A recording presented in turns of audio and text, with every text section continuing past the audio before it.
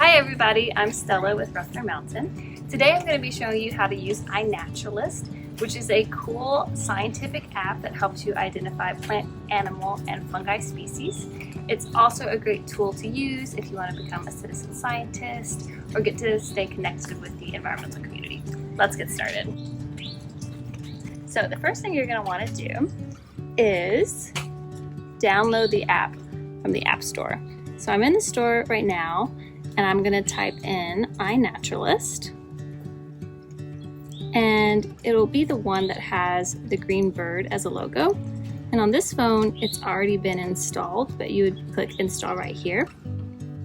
And I also recommend that if you have children to download Seek by iNaturalist, which is a more kid-friendly version. Once you've set up your account, the next step is to go out and look for plants, animals, fungi, either in your yard, a park, or in the woods. Today we'll be on the Trillium Trail at Ruffner Mountain looking for some cool organisms.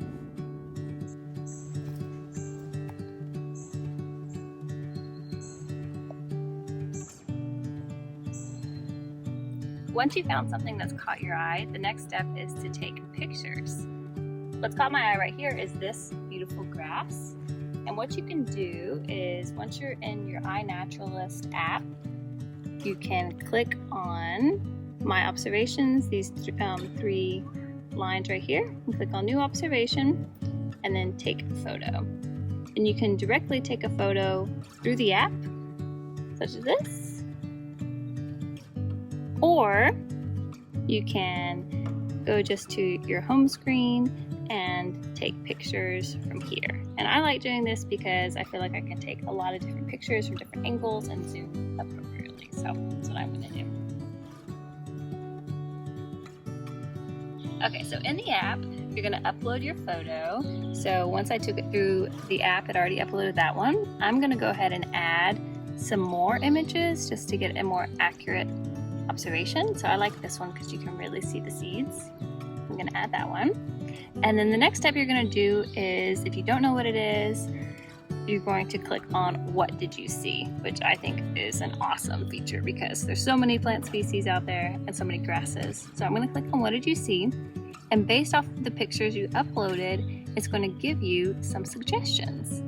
So it does think that it's pretty sure it's in the wild rise and wheatgrasses, but it looks like it might be this, the bottle brush grass.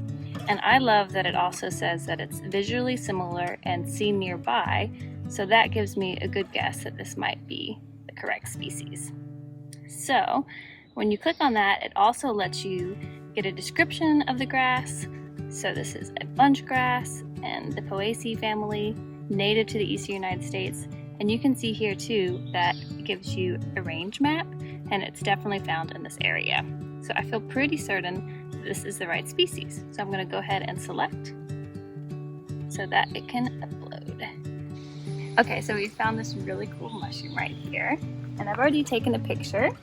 And what I wanted to share with you guys is that sometimes in iNaturalist, when you click on What Did You See, based off of your picture, sometimes they're not confident enough to make a recommendation. And that's alright, you can look through here. I thought it kind of looked like the wood hedgehog. But like I said, it's important to look at the range map, and it doesn't look like it exists in this area. So all I'm going to do is upload this, and I know it's a fungi. So one of the coolest features I think is that you can add it to projects. So right now, we're following fauna of Ruffner Mountain, the flora of Ruffner Mountain, and we also have fungi of Ruffner Mountain. So I'm going to go ahead and click that, and then upload it. And somebody's going to be able to help me identify this mushroom. Another cool feature of iNaturalist is that if you've been searching for a particular organism but haven't found it yourself, you can actually go to right here, the Explore button. So click on these bars again and click Explore. And let's say I've been really trying to find a salamander. I can go right here to the search bar, and let's say I want to look up a northern slimy salamander.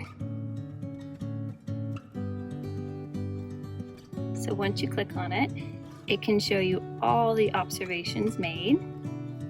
So you can click on them here, but what I really like seeing is if they're in the area. So click right here and it will show you a map, and you can zoom in.